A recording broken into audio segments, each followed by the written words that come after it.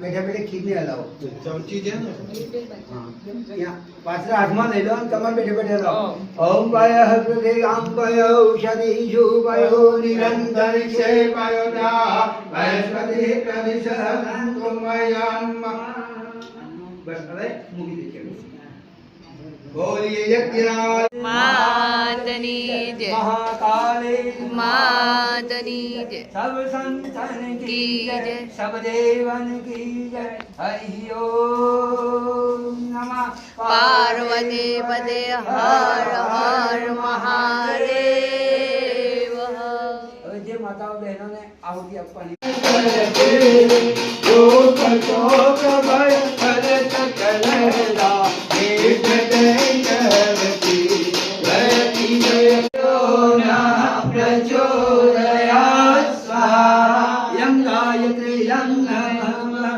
ओम भूर्भुवः तत्सवितुर्वरेण्यं भर्गो देवस्य धीमहि धियो यो नः प्रचोदयात्.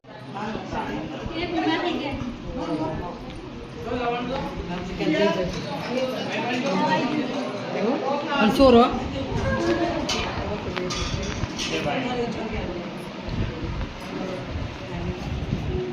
બે જતી બતાવ્યો ઓનલાઈન દેજો. ओम भूर्भुवः तत्सवितुर्वरेण्यं भर्गो देवस्य धीमहि धियो यो नः प्रचोदयात्.